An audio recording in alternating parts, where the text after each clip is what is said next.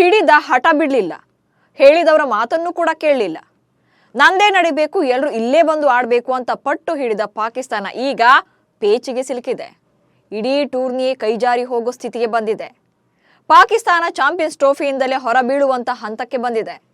ಜಗತ್ತಿನ ಬೇರೆ ಬೇರೆ ರಾಷ್ಟ್ರಗಳೆಲ್ಲ ಭಾರತಕ್ಕೆ ಬೆಂಬಲವಾಗಿ ನಿಂತಿದ್ರೆ ಪಾಕಿಸ್ತಾನ ಒಂಟಿಯಾಗಿ ಕೈಕಟ್ಟಿ ನಿಲ್ಲುವಂತಾಗಿದೆ. ಹಾಗಾದ್ರೆ ಚಾಂಪಿಯನ್ಸ್ ಟ್ರೋಫಿ ಟೂರ್ನಿ ಶಿಫ್ಟ್ ಆಯ್ತಾ? ಭಾರತದ ಪಂದ್ಯಗಳು ಎಲ್ಲಿ ನಡೆಯುತ್ತೆ? ಮೊಂಡಾಟ ಮಾಡಿದ ನೆರೆ ರಾಷ್ಟ್ರಕ್ಕೆ ಆಗೋ ನಷ್ಟ ಎಷ್ಟು? ಐಸಿಸಿ ಮಾಡಿದ ವಾರ್ನಿಂಗ್ ಏನು? ಈ ಬಗ್ಗೆ ಕಂಪ್ಲೀಟ್ ಮಾಹಿತಿಯನ್ನೇ ಕೊಡ್ತೇನೆ. ನಾನು ಶಾಂತ. ನೀವು ಸುದ್ದಿಯಾನದ ಸಬ್ಸ್ಕ್ರೈಬರ್ ಆಗೋದಿಕ್ಕೆ ಮರಿಬೇಡಿ. 2025ರಲ್ಲಿ ನಡೆಯಲಿರುವಂತಹ ಚಾಂಪಿಯನ್ಸ್ ಟ್ರೋಫಿಗೆ ಪಾಕಿಸ್ತಾನ ಆತಿಥ್ಯವನ್ನು ವಹಿಸ್ತಾ ಇದೆ. 2008ರ ಬಳಿಕ ಪಾಕ್ಗೆ ಕಾಲಿಡದಂತ ಭಾರತವನ್ನ ಹೇಗಾದ್ರೂ ಮಾಡಿ ತನ್ನ ದೇಶಕ್ಕೆ ಕರೆಸಿಕೊಳ್ಬೇಕು ಅನ್ನೋ ಲೆಕ್ಕಾಚಾರದಲ್ಲಿದೆ. ಬಟ್ ಭಾರತ ಮಾತ್ರ ಟೂರ್ನಿ ಆಡದೇ ಇದ್ರೂ ಪರವಾಗಿಲ್ಲ, ಪಾಕ್ಗೆ ಮಾತ್ರ ಕಾಲಿಡೋ ಪ್ರಶ್ನೆಯೇ ಇಲ್ಲ ಅಂತ ಖಡಾಖಂಡಿತವಾಗಿ ಹೇಳಿದೆ. ಐಸಿಸಿ ಚಾಂಪಿಯನ್ಸ್ ಟ್ರೋಫಿ 2025ಕ್ಕಾಗಿ ಟೀಂ ಇಂಡಿಯಾ ಪಾಕಿಸ್ತಾನ ಪ್ರವಾಸ ಮಾಡೋದಿಲ್ಲ ಅಂತ ಭಾರತೀಯ ವಿದೇಶಾಂಗ ಸಚಿವಾಲಯ ಕೂಡ ಸ್ಪಷ್ಟನೆ ನೀಡಿದೆ. ಆದರೂ ಪಟ್ಟು ಬಿಡದ ಪಾಕಿಸ್ತಾನ ನಾನಾ ಕಸರತ್ತುಗಳನ್ನ ಮಾಡಿ ಏನೇನೋ ಬೆದರಿಕೆಗಳನ್ನು ಕೂಡ ಹಾಕಿದೆ. ಇದೇ ವಿಚಾರವಾಗಿ ಶುಕ್ರವಾರ ಐಸಿಸಿ ಸದಸ್ಯ ರಾಷ್ಟ್ರಗಳ ಜೊತೆ ಸಭೆ ನಡೆಸಿದ್ದು ಪಾಕಿಸ್ತಾನಕ್ಕೆ ಸರಿಯಾಗಿ ಬೆಂಡೆತ್ತಿದೆ. ಹೈಬ್ರಿಡ್ ಮಾದರಿಯನ್ನ ಒಪ್ಪಿಕೊಳ್ಳಿ, ಇಲ್ಲದಿದ್ರೆ ಟೂರ್ನಿಯಿಂದಲೇ ಹೊರಗಿರಿ. ಚಾಂಪಿಯನ್ಸ್ ಟ್ರೋಫಿ ಆಯೋಜನೆ ಹೊಣೆ ಹೊತ್ತಿದ್ದಂತ ಪಾಕಿಸ್ತಾನಕ್ಕೆ ಈ ಹಿಂದೆ ಐಸಿಸಿ ಭಾರತದ ಪಂದ್ಯಗಳನ್ನು ಹೊರ ರಾಷ್ಟ್ರಗಳಲ್ಲಿ ಆಯೋಜನೆ ಮಾಡುವಂತೆ ಹೇಳಿತ್ತು. ಬಟ್ ಪಾಕ್ ಮಾತ್ರ ಇದಕ್ಕೆ ಕ್ಯಾರೆ ಎಂದಿರಲಿಲ್ಲ. ಇಲ್ಲ, ಎಲ್ಲ ಭದ್ರತೆಯನ್ನು ಕೊಡೋಕೆ ನಾವು ರೆಡಿ ಇದ್ದೇವೆ, ಸ್ಟೇಡಿಯಂಗಳನ್ನು ಕೂಡ ಹೈಟೆಕ್ ಮಾಡ್ತಿದ್ದೇವೆ, ಸೊ ಇಲ್ಲೇ ಬಂದು ಮ್ಯಾಚ್ ಆಡಬೇಕು ಅಂತ ಪಟ್ಟನ್ನ ಹಿಡಿದಿದ್ರು. ಐಸಿಸಿ ಮಾತ್ರ ಉಭಯ ದೇಶಗಳಿಗೂ ಕೂಡ ಸಮಸ್ಯೆ ಆಗಬಾರ್ದು ಅಂತ ಹೈಬ್ರಿಡ್ ಮಾದರಿಯಲ್ಲಿ ಪಂದ್ಯಾವಳಿ ಆಯೋಜನೆಗೆ ಒಪ್ಪಿಕೊಳ್ಳುವಂತೆ ಐಸಿಸಿ ಸಲಹೆಯನ್ನ ನೀಡಿತ್ತು. ಭಾರತ ಕೂಡ ತಟಸ್ಥ ಸ್ಥಳದಲ್ಲಿ ತನ್ನ ಪಂದ್ಯಗಳನ್ನು ಆಡೋಕೆ ಒಪ್ಕೊಂಡಿತ್ತು. ಬಟ್ ಪಾಕ್ ಮಾತ್ರ ತನ್ನ ಹುಚ್ಚಾಟ ಬಿಟ್ಟಿಲ್ಲ. ಹೀಗಾಗಿ ಐಸಿಸಿ ಪಿಸಿಬಿಗೆ ಖಡಕ್ ವಾರ್ನಿಂಗ್ ಮಾಡಿದೆ. ಹೈಬ್ರಿಡ್ ಮಾದರಿಯನ್ನು ಒಪ್ಪಿಕೊಳ್ಳಿ, ಇಲ್ಲದೇ ಇದ್ರೆ ಚಾಂಪಿಯನ್ಸ್ ಟ್ರೋಫಿ ಟೂರ್ನಿಯಿಂದಲೇ ಹೊರಗಿರಿ ಅಂತ ಎಚ್ಚರಿಕೆಯನ್ನ ನೀಡಿದೆ. ಪಿಸಿಬಿ ನಕ್ರ ಮಾಡಿದ್ರೆ ಸೌತ್ ಆಫ್ರಿಕಾ ಅಥವಾ ಭಾರತದಲ್ಲಿ ಟೂರ್ನಿ. ಚಾಂಪಿಯನ್ಸ್ ಟ್ರೋಫಿಗೆ 8 ರಾಷ್ಟ್ರಗಳು ಅರ್ಹತೆ ಪಡೆದಿವೆ.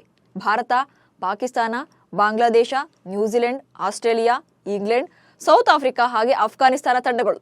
ಐಸಿಸಿ ಸಭೆಯಲ್ಲಿ 7 ರಾಷ್ಟ್ರಗಳು ಹೈಬ್ರಿಡ್ ಮಾದರಿ ಆಯೋಜನೆಗೆ ಓಕೆ ಅಂದಿವೆ. ಬಟ್ ಪಾಕ್ ಮಾತ್ರ ಅದನ್ನೇ ಪಟ್ಟು ಹಿಡ್ಕೊಂಡು ಕೂತಿದೆ. ಪಾಕಿಸ್ತಾನ ಕ್ರಿಕೆಟ್ ಮಂಡಳಿಯ ಈ ಹಠಮಾರಿ ನಿರ್ಧಾರದಿಂದ ಐಸಿಸಿ ಕೂಡ ತಲೆ ಕೆಡಿಸಿಕೊಂಡಿದೆ. ಇದೀಗ ಪಾಕಿಸ್ತಾನ ತಂಡವನ್ನೇ ಟೂರ್ನಿಯಿಂದ ಹೊರಗಿಟ್ಟು ಸೌತ್ ಆಫ್ರಿಕಾ ಅಥವಾ ಭಾರತದಲ್ಲಿ ಚಾಂಪಿಯನ್ಸ್ ಟ್ರೋಫಿ ಆಯೋಜಿಸುವ ಬಗ್ಗೆ ಕೂಡ ಚಿಂತನೆ ನಡೆಸಿದೆ. ಸೊ ಪಾಕಿಸ್ತಾನ ಹೈಬ್ರಿಡ್ ಮಾದರಿಗೆ ಒಪ್ಪಿಗೆ ನೀಡದೇ ಇದ್ರೆ ಟೂರ್ನಿ ಆಯೋಜನೆಯ ಹಕ್ಕು ಕೈ ತಪ್ಪೋದು ಮಾತ್ರ ಅಲ್ಲ, ಇಡೀ ಟೂರ್ನಿಯಿಂದ ಪಾಕಿಸ್ತಾನ ತಂಡವೇ ಹೊರಬಿಡಬೇಕಾಗುತ್ತೆ. ಐಸಿಸಿ ನಿರ್ಧಾರಕ್ಕೆ ಒಪ್ಪದಿದ್ರೆ ಪಾಕ್ಗೆ ಸಾವಿರಾರು ಕೋಟಿ ನಷ್ಟ. ಟೂರ್ನಿಗಾಗಿಯೇ ಈಗಾಗಲೇ ಪಾಕಿಸ್ತಾನ ಕರಾಚಿ, ರಾವಲ್ಪಿಂಡಿ ಹಾಗೆ ಲಾಹೋರ್ ಕ್ರೀಡಾಂಗಣಗಳನ್ನ ಹೈಟೆಕ್ ಮಾಡ್ತಾ ಇದೆ. ಹಾಗೊಂದು ವೇಳೆ ಟೂರ್ನಿ ಇಲ್ಲಿಂದ ಎತ್ತಂಗಡಿಯಾದ್ರೆ 1000 ಕೋಟಿಗೂ ಹೆಚ್ಚು ನಷ್ಟವಾಗಲಿದೆ. ಅಲ್ಲದೆ 1996ರ ಬಳಿಕ ಪಾಕಿಸ್ತಾನವು ಇದೇ ಮೊದಲ ಬಾರಿಗೆ ಐಸಿಸಿ ಟೂರ್ನಿಯನ್ನು ಆಯೋಜನೆ ಮಾಡ್ತಾ ಇದೆ. ಚಾಂಪಿಯನ್ಸ್ ಟ್ರೋಫಿ ಫೆಬ್ರವರಿ 19ರಿಂದ ಮಾರ್ಚ್ 9ರವರೆಗೆ ನಡೆಸುವ ಬಗ್ಗೆ ಯೋಚನೆ ಮಾಡಲಾಗಿದೆ. ಬಟ್ ಈಗ ಪಾಕಿಸ್ತಾನ ಭಾರತದ ವಿಚಾರವಾಗಿ ಮೊಂಡುತನ ಮುಂದುವರಿಸಿದ್ರೆ ಐಸಿಸಿ ಟೂರ್ನಿ ಆಯೋಜನೆ ಹಕ್ಕು ಕಳೆದುಕೊಳ್ಳೋದ್ರ ಜೊತೆಗೆ ನಷ್ಟ ಕೂಡ ಅನುಭವಿಸಬೇಕಾಗುತ್ತೆ. ಭಾರತ ಆಡದೇ ಇದ್ರೆ ನಯಾ ಪೈಸೆ ಹಣವೂ ಸಿಗಲ್ಲ. ಆಕ್ಚುಲಿ ಐಸಿಸಿ ಭಾರತಕ್ಕೆ ಇಷ್ಟೊಂದು ಇಂಪಾರ್ಟೆನ್ಸ್ ಕೊಡೋದಕ್ಕೆ ಕಾರಣ ಕೂಡ ಇದೆ. ಟೂರ್ನಿಯಲ್ಲಿ ಭಾರತ ಆಡದೇ ಇದ್ರೆ ₹1 ಕೂಡ ಸಿಗೋದಿಲ್ಲ. ಭಾರತ ತಂಡ ಇಲ್ಲದ ಐಸಿಸಿ ಟೂರ್ನಿಗೆ ಯಾವುದೇ ಪ್ರಸಾರಕರು ನಯಾ ಪೈಸೆ ಕೂಡ ಕಮರ್ಷಿಯಲ್ ಕೊಡಲ್ಲ. ಇದು ಪಾಕಿಸ್ತಾನಕ್ಕೂ ಗೊತ್ತು. ಮೊಯ್ಸಿನ್ ನಖ್ವಿ ಅವರು ಹೈಬ್ರಿಡ್ ಮಾದರಿಗೆ ಒಪ್ಪಿದ್ರೆ ಮಾತ್ರ ಹೈಬ್ರಿಡ್ ಮಾದರಿಯಲ್ಲಿ ಪಂದ್ಯಗಳು ನಡೆಯಲಿವೆ. ಇಲ್ಲದೇ ಇದ್ರೆ ಸಂಪೂರ್ಣವಾಗಿ ಬೇರೆ ದೇಶಕ್ಕೆ ಸ್ಥಳಾಂತರ ಮಾಡಬೇಕಾಗುತ್ತೆ. ಬೇರೆ ದೇಶಕ್ಕೆ ಶಿಫ್ಟ್ ಆದ್ರೆ ಪಾಕಿಸ್ತಾನ ಟೂರ್ನಿಯಿಂದಲೇ ಹೊರಬೀಳಬೇಕಾಗುತ್ತೆ. ಒಮ್ಮತ ಮೂಡದ ಕಾರಣ ಟೂರ್ನಿಯೇ ಮುಂದೂಡಿಕೆ. ಬಿಸಿಸಿಐ ಹಾಗೆ ಪಿಸಿಬಿ ನಡುವೆ ಒಮ್ಮತ ಮೂಡ್ತಾ ಇಲ್ಲ. ಹೀಗಾಗಿ ಐಸಿಸಿ ಟೂರ್ನಿಯನ್ನೇ ಮುಂದೂಡಿಕೆ ಮಾಡುವ ಸಾಧ್ಯತೆಯನ್ನು ಕೂಡ ತಳ್ಳಿ ಹಾಕುವಂತಿಲ್ಲ.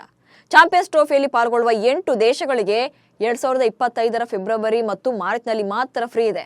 ಉಳಿದಂತೆ ದ್ವಿಪಕ್ಷೀಯ ಸರಣಿಗಳಿಗೆ ಡೇಟ್ ಅನ್ನು ಫಿಕ್ಸ್ ಮಾಡ್ಕೊಂಡಿವೆ.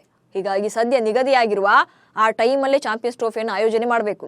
ಆದರೆ ಟೂರ್ನಿಗೆ ಇನ್ನೂ ಕೂಡ 80 ದಿನಗಳು ಬಾಕಿ ಇದ್ದು 1-2 ದಿನದಲ್ಲಿ ಆತಿಥ್ಯದ ಬಗ್ಗೆ ಐಸಿಸಿ ನಿರ್ಧಾರವನ್ನು ಕೈಗೊಳ್ಳಬೇಕು. ಇಲ್ಲದೇ ಇದ್ರೆ ಟೂರ್ನಿಯನ್ನು ಅನಿರ್ದಿಷ್ಟ ಅವಧಿಗೆ ಮುಂದೂಡಿಕೆ ಮಾಡಬೇಕಾಗುತ್ತೆ. ಇನ್ನು ಈ ಎಲ್ಲ ಹಗ್ಗ ಜಗ್ಗಾಟಗಳ ನಡುವೆಯೇ ಬಿಸಿಸಿಐ ಕಾರ್ಯದರ್ಶಿಯಾಗಿರುವಂತಹ ಜೈಶಾ ಅವರು ಡಿಸೆಂಬರ್ 1ರಿಂದ ಐಸಿಸಿ ಮುಖ್ಯಸ್ಥರಾಗಿ ಅಧಿಕಾರವನ್ನು ಸ್ವೀಕರಿಸ್ತಾ ಇದ್ದಾರೆ. ಸದ್ಯ ನ್ಯೂಜಿಲೆಂಡ್ನ ಕ್ರೇಗ್ ಬಾರ್ಕೆಲ್ ಅವರು ಅಧ್ಯಕ್ಷ ಸ್ಥಾನದಲ್ಲಿದ್ದಾರೆ. ಅವರ ಅವಧಿ ಶನಿವಾರ ಕೊನೆಗೊಳ್ಳಲಿದೆ. ಚಾಂಪಿಯನ್ಸ್ ಟ್ರೋಫಿ ಆತಿಥ್ಯದ ಬಗ್ಗೆ ಮಹತ್ವದ ಬೆಳವಣಿಗೆಗಳು ನಡೀತಾ ಇರುವಂತಹ ಹೊತ್ತಲ್ಲೇ ಜೈಶಾ ಮುಖ್ಯಸ್ಥರಾಗ್ತಾ ಇರೋದು ಕುತೂಹಲ ಹೆಚ್ಚಿಸಿದೆ.